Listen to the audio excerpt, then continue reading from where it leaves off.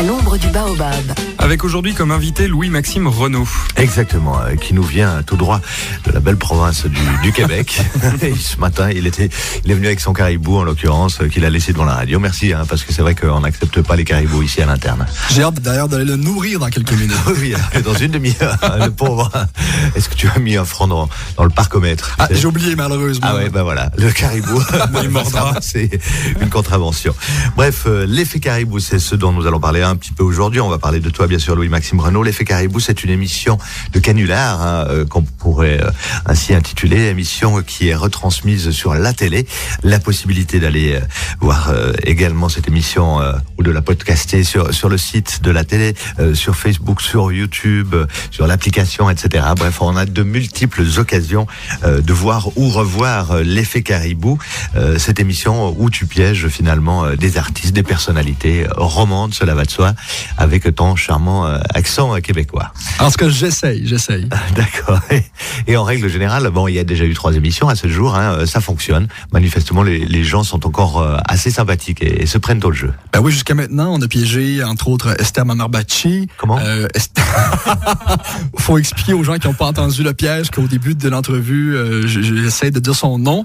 Je table sur Mamarbacci. Alors, c'est un petit moment de télévision assez sympathique. Et puis sinon, ben, on a eu dans nos filets également Monsieur Christian Constantin, le président du FC Sion. Alors, un homme, comme on m'avait dit, très colérique, très sanguin, qui pouvait exploser n'importe quand. Et pourtant... Il est resté très cool. Très cool, ouais. Moi, on m'avait dit qu'il pouvait me sauter au visage, chose qu'il n'a pas fait heureusement, sauf qu'il faut comprendre que je joue devant lui une personne qui a un problème de sourdité à l'oreille. Exactement. Alors évidemment, devant une personne qui a un petit handicap, on essaie de pas trop être colérique, on est conciliant. Et puis le dernier qui a été diffusé, que vous pouvez entre autres voir sur YouTube en cliquant Bastien Baker, Effet Caribou, c'est le fameux chanteur roman. Un jeune chanteur, donc je m'en suis permis justement grâce à son âge, et je lui ai fait croire que j'étais amoureux de lui. Devant des téléspectateurs, il y a un bon malaise qui est palpable avec Bastien Baker. Ouais, on écoutera tout à l'heure un extrait sonore cette fois-ci de cette émission télévisuelle, mais enfin il y a toujours cette possibilité de prendre quelques extraits aussi qui passent très bien à la radio, mais ton métier premier, c'est quand même la radio. Oui, à la base, je suis animateur radio. Parce que faut dire que moi, quand je suis arrivé en Suisse, je faisais des canulars téléphoniques. Donc, j'ai entre autres piégé Darius Rochebain, Maria Métral, Monsieur Pont, qui s'occupe du Michel Pont. Alain Morisseau, j'ai dit également. Donc, c'est des gens que j'appelais à la radio quand j'étais à One FM, et je leur faisais croire que j'étais un journaliste pour Radio-Canada. Entre autres, Darius Rochebain, je lui ai parlé de son fan club au Québec, qui n'existe pas. Et Monsieur Rochebain a salué tous ses fans au Québec, avec beaucoup d'aplomb. Whitney Toyla, je lui ai demandé pourquoi en fait elle était bi. On parle ici bien sûr de la binationalité. Il y a un beau gros quiproquo auditif. Donc c'est tous des pièges que j'avais déjà fait à la radio, des personnalités que j'avais déjà piégées. Et l'idée, c'était de prendre ces pièges-là, ces canulars téléphoniques à la radio et de les transposer à la télévision. Donc, c'est quelqu'un qui me dit, ce que tu fais à la radio, visuellement, on voit pas leur mimique, on voit pas comment ils réagissent à la radio. Alors, pour l'instant, ça fonctionne bien.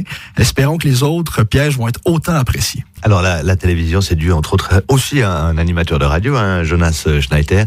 Vous vous êtes associé, on va dire, pour mettre sur pied l'effet caribou. Et c'est vrai que ce sont des émissions, j'imagine, alors qui sont enregistrées régulièrement. Comment est-ce que ça se passe pour avoir sa petite réserve aussi, parce que je pense qu'il faut anticiper tant soit peu pour ne pas être pris de court. Oui, avec Jonas Schneider, on a fait une liste d'invités et on les a appelés un après l'autre. J'ai pris ma grosse voix. Oui, bonjour, je me présente, Marc Michaud, je vous appelle pour une grande chaîne canadienne. On fait un reportage sur la Suisse. Donc, ces gens-là se sentaient très choyés que je les appelle eux pour faire partie d'un reportage de grandeur canadienne. Alors évidemment, c'est avec beaucoup de plaisir qu'ils se rendaient au Château d'Ouchy pour l'entrevue.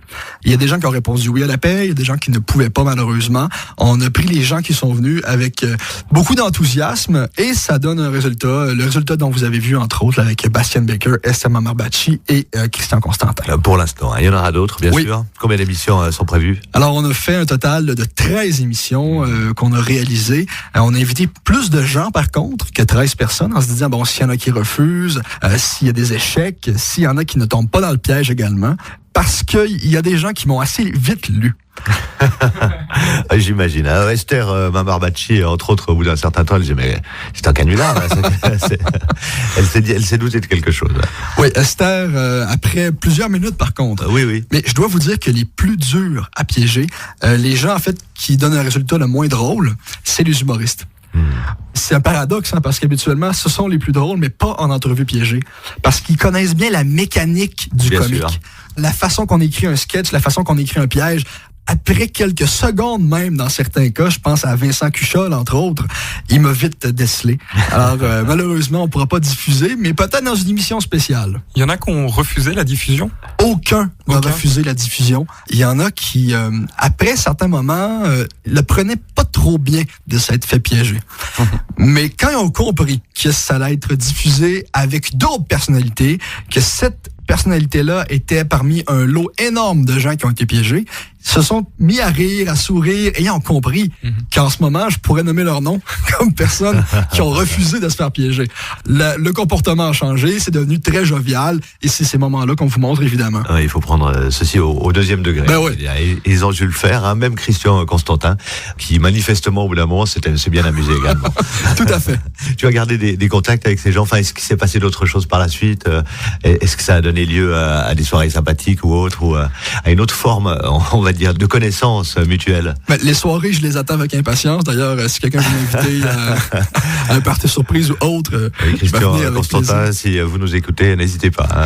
Tout à fait. Louis Maxime Renaud à un match du FC Sion, par exemple. Oui, des billets gratuits, je les prends avec plaisir. Oui, avec une fondue avant ou après, pourquoi pas. Mais pour les contacts, on garde surtout contact par mail. Mais j'ai pas vraiment, pour l'instant, gardé de contacts très amicaux avec ces gens-là, mais très jovial par contre. Mais c'est pas mes meilleurs amis, sauf que je les respecte beaucoup. Bien, et c'est alors ça un côté extrêmement québécois. Je dis québécois parce que c'est vrai, canadien francophone, on va dire, de piéger les gens, parce que les caméras cachées aussi, vous en faites une spécialité au Québec depuis déjà pas mal de temps.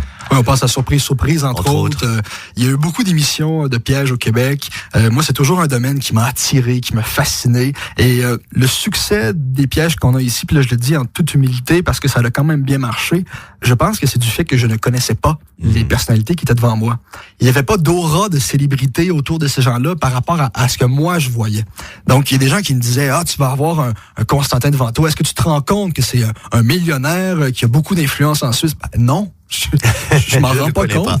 Je ne le connais pas. Donc, évidemment, j'ai fait des recherches sur ces gens-là, mais je n'ai pas grandi avec eux.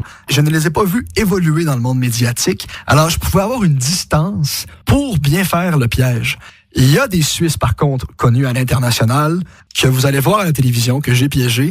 Et là, par contre, j'ai beaucoup plus de difficultés parce que j'ai grandi avec ces gens-là au Québec aussi. Là, je donne des bons indices parce qu'il n'y en a pas non plus de multitude. C'est vrai. Mais c'est des gens très appréciés habituellement des médias et de la population en général. Donc, effectivement, cette distance est un avantage aussi pour pouvoir se libérer, tout simplement. Exactement. Et ne pas avoir tous les contraintes qu'on peut avoir quand on connaît trop bien les gens. Parce que c'est vrai qu'on prend d'autres précautions. Surtout justement avec des gens comme Christian Constantin. Quoi qu'il en soit, ils ont tous passé aussi par une dégustation. On parlait de sirop d'érable tout à l'heure. C'est vrai que ça fait partie des traditions du côté du Québec. Ils ont tous droit à un petit cocktail explosif. Chose étonnante, c'est que d'une part, nous, téléspectateurs, voyons la fabrication du cocktail, on se dit jamais je pourrais boire ça. Et lorsque la plupart du temps les gens goûtent ce cocktail, ils sont plutôt réservés. Allons même jusqu'à dire que finalement c'est pas mal. C'est très poli. Bon, très poli les Suisses. En fait, on voulait créer une récurrence dans l'émission. Un moment que les téléspectateurs allaient se dire « Ah, j'ai hâte de voir la préparation du jus de sirop d'érable. » Alors, ce que je fais, c'est que je prends un verre et je mélange plein de trucs complètement dégueulasses ensemble, comme la sauce à vinaigrette, du Schweppes, de l'épice à salade, par exemple. Et là, je fais un mélange et je rajoute toujours... Ça reste comestible. Ça reste comestible, oui. On ne commencera pas à mettre des chats morts à l'intérieur. Et je rajoute toujours une goutte de sirop d'érable à la fin. Ça s'appelle un jus de sirop d'érable. Ouais. Et quand l'invité est devant moi, je lui dis que c'était fait avec beaucoup d'amour, ça vient du Québec. Évidemment, l'invité se sent obligé d'y goûter. Mais toute la préparation du jus, comme tu as si bien dit, c'est les téléspectateurs qui la voient, mais l'invité ne la voit pas. Alors là, l'invité apporte la paille à sa bouche, goûte le jus de sirop d'érable Et en bon suisse, j'ai envie de dire, est très poli, très réservé par rapport à cette boisson-là qui est complètement infecte en bouche. Il y a d'autres réactions. Les gens disent c'est pas bon, mais c'est rare. Mais vous allez le voir. Des gens habituellement qui n'ont pas la langue dans leur poche. Bien. Et par la suite, lorsqu'ils apprennent la composition, s'ils l'apprennent, hein? Non, ils l'apprennent pas. C'est mieux pas. En fait, ils l'apprennent en même temps que tous les téléspectateurs. En regardant et en visionnant l'émission, hein, Oui. l'effet Caribou dont nous parlons aujourd'hui. Alors pour l'heure, 3 invités ont passé dans cette émission, Constantin, Esther Barbacci et Bastien Becker. Alors Bastien Becker, comme tu le disais, c'était un peu particulier parce que c'est vrai que tu es tombé amoureux de lui un peu comme ça pendant l'entretien, lié à sa beauté, à son personnage, à sa jeunesse, etc., etc. Il y a eu quelques moments assez épiques durant cette émission. On a écouté un extrait en radio, hein, vous n'avez pas les images, mais les images, vous irez les regarder par la suite sur différents vecteurs. C'est Bastien Becker dans l'effet Caribou. Qu'est-ce que ça t'a fait comme effet d'être aussi beau? D'être quoi? Aussi beau. Je me considère pas beau, je me considère Oui, t'es beau. humain. Je pense que chacun a sa beauté en soi. Moi, j'ai jamais été quelqu'un à l'école qui avait dont les filles étaient particulièrement folles, etc. C'est beau. Ben, merci, ça me fait plaisir qu'on me le dise. Merci. Si j'ai autant de...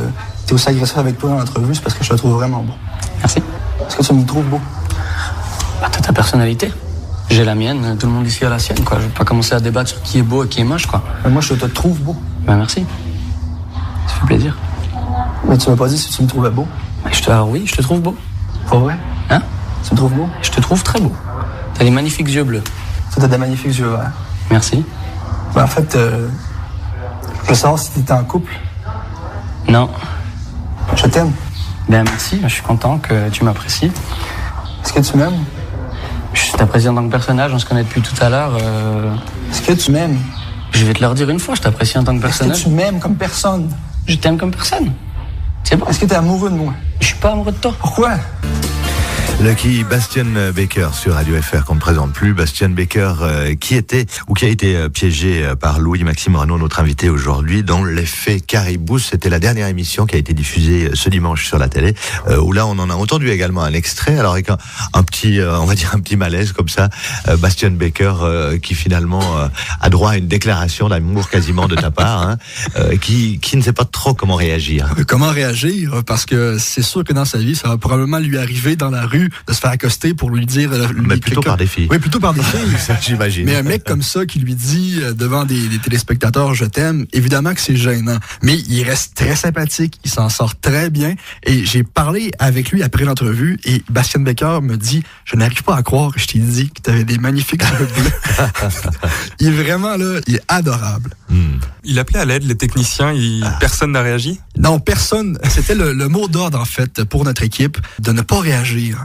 Parce que c'était des caméramans, des preneurs de son et autres. Et c'était très tentant pour eux de rire à certains moments. Mais le but, c'était que, justement, s'ils réagissaient, l'invité allait de plus en plus prendre en partie l'équipe technique. Il fallait pas que ça arrive, ça. C'est comme un filet de secours, en fait. Fait que l'invité, on le laisse tout seul, dans la pénombre, avec ses problèmes. Alors, ouais, c'est une émission qui a suscité quand même quelques réactions de la part des fans de Bastien Becker. Oui, c'est pas fait méchamment, hein, l'effet Caribou. C'est vraiment pour rire avec les gens, c'est important de le dire. Et même, on le voit à la fin, dans les réactions. Dans chaque émission, il y a un débrief. Et tu vois que l'invité a bien aimé son expérience. Ça reste un moment jovial, entre amis, entre guillemets. Mais Baker, j'ai quand même eu des réactions, des emails, des téléphones, des gens qui m'ont appelé ou écrit pour me dire c'est pas de l'humour. Est-ce que c'est de l'humour de mettre l'invité autant mal à l'aise que le téléspectateur? Il y a des gens qui m'ont écrit pour me dire faites attention à Baker, pourquoi vous vous attaquez à lui? Et je comprends ces réactions-là. Parce qu'en ce moment, c'est le petit chouchou en Suisse. Puis c'est normal parce qu'il est en pleine montée en Europe. On le voit de plus en plus en France. C'est un peu comme un enfant qu'on voit grandir au fur et à mesure dans le monde médiatique et dans la jungle de la musique francophone. Et il réussit. Donc, ne touchez pas à Bastien Becker. J'ai eu souvent ce message, mais je tiens à dire à ces gens-là que Bastien Becker et moi, on est en très bons termes. Ça va. Oui, il a trouvé ça très drôle comme expérience. Oui, Bastian Baker qui va certainement venir du côté du Canada aussi, un de ces quatre, hein, parce que c'est la plupart du temps la destinée, on va dire, de pas mal d'artistes suisses romands qui entretiennent toujours un lien assez sympathique avec le Québec. Et ça, c'est très drôle, hein, parce que c'est une des raisons qui le fait venir à l'entrevue. La plupart des artistes, surtout les chanteurs et les comédiens, se disaient, si je viens en entrevue pour une grande chaîne canadienne, ça va booster ma carrière, justement, au Canada. Moi, j'avais contacté le manager, le gérant de Bastian Baker, et lui a dû dire à Bastian, tu dois être bon en entrevue, c'est une grande chaîne canadienne, c'est important pour ta carrière. Alors, évidemment qu'il allait rester assis, peu importe ce qui allait lui arriver, pour justement avoir une bonne image dans la belle province. Exact, et, tout en sachant également que le Canada est vaste, qu'il est anglophone aussi dans sa majorité, et que Bastian chante en anglais. Exactement. Donc pour lui, c'est en plus des portes qui s'ouvrent sur un monde anglo-saxon, voire pourquoi pas les États-Unis par la suite, etc. C'est un plus pour lui. C'est pas mal quand même, hein, d'avoir cette étiquette de grande chaîne canadienne. Cette fausse étiquette, mais on s'en est servi à souhait. Cela dit, Louis-Maxime, le Québec, la belle province, ne te manque pas trop là, lorsque tu es en Suisse? Je dois vous avouer, lorsque l'hiver va arriver, ce qui est bientôt, non, la belle province ne va pas trop me manquer, sachant qu'on a des mètres de neige parfois, sauf que le petit côté québécois, comme ça me manque. J'aime beaucoup le peuple suisse. Les Romands, c'est des gens, comme je me plais à dire, avec lesquels on a beaucoup de points en commun, les Québécois. Beaucoup, je trouve, d'humilité, de franchise, de sincérité par rapport à notre nation, par rapport à ce qu'on vit. Il y a d'autres peuples francophones qui prennent plus de place, qui parlent plus fort. Je veux pas en nommer. Vous savez, dans le monde, il y a beaucoup de peuples francophones. Sauf que les Suisses et les Québécois, je trouve qu'on se ressemble beaucoup. Et lorsque je parle avec des Suisses qui vont faire un voyage au Québec, je leur dis tout de suite, quand vous discutez avec les Québécois, dites-leur au début de la conversation que vous êtes Suisse. Ça va tout de suite enlever une petite distance par rapport aux Français qu'on a au Québec.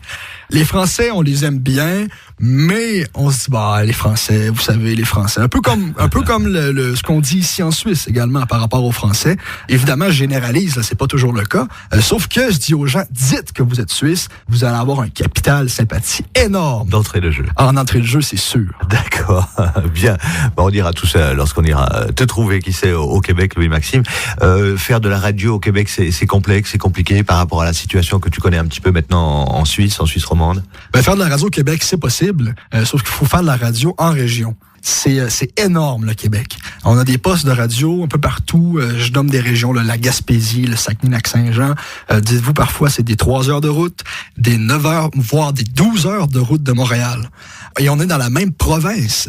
On change pas de pays du tout. Oui, on parle pas de changement de pays. Alors qu'ici, avec 12 heures, on peut faire 3, 4 pays. C'est possible de faire de la radio au Québec et de la bonne radio, parler également, mais avec de la musique. Sauf qu'il faut aller en région éloignée, comme on dit, dans mon coin de pays. D'accord, donc il faut accepter de quitter la ville, etc., de se retrouver dans des zones où il y a peut-être un peu moins d'activité. Puis avec des caribous. Avec des caribous. Très sympathique. Bon, il y a l'aspect nature. Mais, oui, mais je tiens à dire qu'il y a des activités quand même dans les régions, mais c'est, comme tu dis, très nature. Si vous voulez un jour visiter le Québec, il y a des activités à faire de façon phénoménale. De la motoneige, de la marche, du kayak sur l'eau, en pleine mer. On a des lacs, des rivières à perte de vue, des montagnes. Vous comprenez, vous entendez en ce moment que j'aime beaucoup mon pays. Je ne suis pas non plus un guide de voyage, j'ai pas de commission de tourisme Québec, mais je vous invite quand même à aller visiter le Québec si un jour vous en avez l'occasion. Est-ce qu'une émission, Louis-Maxime Renaud, telle que l'effet caribou que l'on voit ici en Suisse romande, qui fonctionne aussi parce que justement il y a ce côté exotique, il y a le fait que tu es québécois, que tu as un accent, etc. Est-ce que cette émission pourrait fonctionner chez toi également, ou est-ce qu'il faudrait la concevoir de manière un peu différente? L'émission pourrait fonctionner chez moi, je pense, sauf que peut-être que les artistes québécois sont moins tolérants. Ici, en Suisse, c'est un peu comme le monde des bisounours, entre guillemets, et je dis pas ça méchamment, je parle par rapport aux personnalités publiques. C'est très lisse. C'est plus gentil, en tout cas. Ça va, tu sais, on en laisse passer beaucoup. Très gentil, très tolérant. Alors qu'au Québec, je pense que après avoir fait la blague, par exemple, à Bastian Baker, il y a des gens qui se seraient levés très tôt et seraient partis de l'entrevue.